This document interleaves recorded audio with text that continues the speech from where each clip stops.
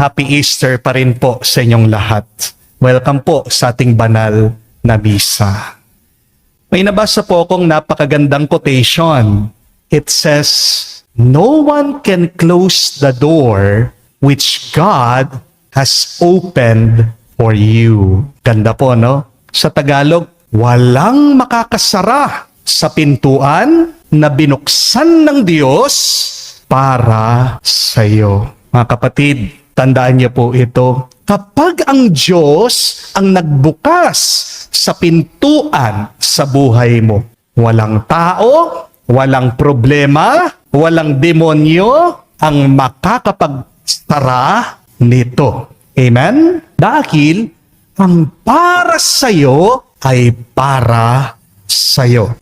At ang Diyos, siya mismo ang magtatanggol sa iyo hanggang dulo. Amen? Yan po ang ating nakita at narinig sa unang pagbasa. Kinulong daw po ang mga apostoles.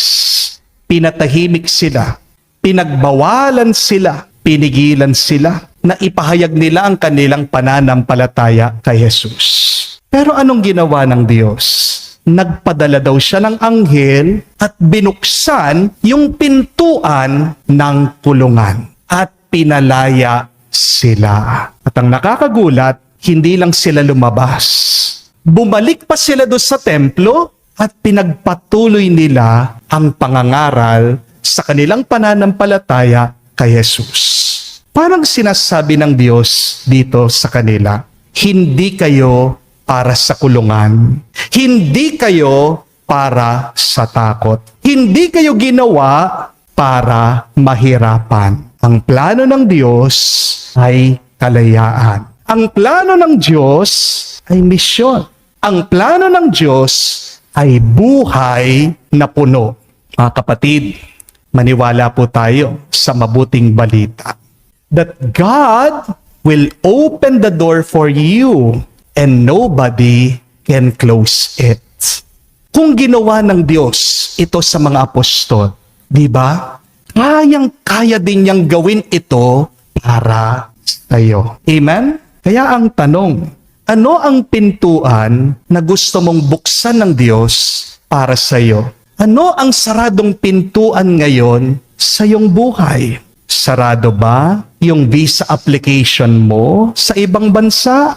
Sarado ba yung isip ng iyong asawa? Ayaw pa rin niyang magbago? Paulit-ulit pa rin siya sa kanyang pagkakasala? Sarado pa rin ba ang puso ng iyong kapatid? Ayaw makipag-ayos sa iyo? Sarado ba yung magandang negosyo na pinapangarap mo, na pinaplano mo?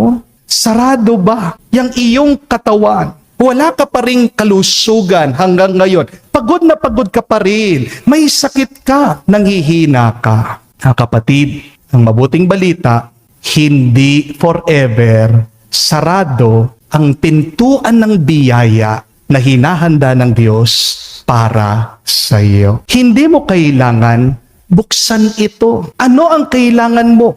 Ang maniwala ka lang sa Kanya. Dahil anong pinapahayag ng ating Panginoon sa Ebanghelyo? Pag naniwala ka sa Kanya, kapag nanalig ka sa Kanya, magkakaroon ka daw ng buhay na umaapaw. Ililigtas Kanya. Amen? Ang tanong, bukas ba ang iyong puso sa Diyos? Kaya pansinin niyo po ang detalyeng ito sa unang pagbasa.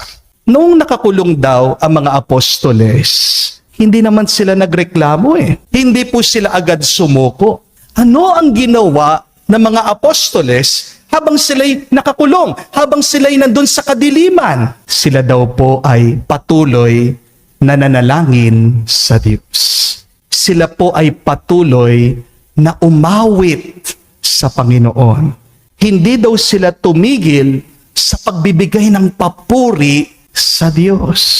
At dahil po doon, nabuksan parang isang milagro, isang himala yung kulungan. Nakalaya sila. Mga kapatid, hindi lang ang anghel ang nagbubukas ng pintuan. Ang pananampalataya mo bubuksan niya ano man ang kulungan mo ngayon sa buhay mo. The key to open the blessings for our life is our faith in Jesus Christ. Amen? Kaya nga, kung may saradong pintuan ngayon sa iyong buhay, huwag kang matakot. Huwag kang panghinaan ng loob. Huwag kang tumigil na manalangin. Dahil baka yung kulungan mo ay gagamitin ng Diyos bilang daan para sa iyong himala. Last year lang po, meron po silang nilapit sa akin at pinakausap na i-anoint ko, na ipanalangin ko. Pagdating ko po doon sa bahay, nakita ko po yung lalaki, yung binata, nakahiga, pinagpapawisan, hirap na hirap pong huminga. Sabi po ng pamilya niya, may cancer po, Father. At umaasa po sila na sa aking panalangin, na gumaling daw po itong binata. Kung kayo pong makakakita doon sa itsura ng lalaki, wala nang pag-asa. Kasi nangingitim na eh. At kwento po ng pamilya niya na sinabi ng doktor, ilang buwan na lang daw po ang itatagal niya. May taning na. Pero sabi ko sa aking sarili, sino ba kami para husgahan ang plano ng Diyos? Kaya sa akin pong pagdarasal, sinabi ko, Panginoon, ikaw ang makapangyarihan. Kung gugustuhin mo naman, paggagalingin mo ang lalaking ito. Pagkatapos po, pinahiran ko po siya nung langis. Alam niya nangyari, last Saturday lang. Pagkatapos po ng misa, may lumapit po sa aking isang babae, kamag-anak po nung binata na may cancer. At maiyak-iyak siya. Sabi niya, Father, good news. Magaling na po yung pinagdasal niyo. Cancer-free na siya. Wow, God is good. Sobra-sobra. Parang napaka-imposible, no? Pero walang imposible pagdating sa Diyos. Inaakala ko po noon, baka ilang linggo lang, ilang buwan, may ililibing ako. Pero mali pala ako. Mas tama ang Diyos. Iba kasi ang plano ng Panginoon. Amen? Tingnan niyo po mga kapatid, kung ang Diyos ang nagbubukas, walang makakapagsara nito. Kung ang Diyos ang may plano, walang makakapigil nito. Kung ang Diyos ang kasama mo, walang kulang ang makakapigil sa iyo. Wala kang kulang na mararanasan sa iyong buhay. Pero ang tanong, naniniwala ka ba? Naniniwala ka ba na buo ang iyong bang paniniwala? Matibay?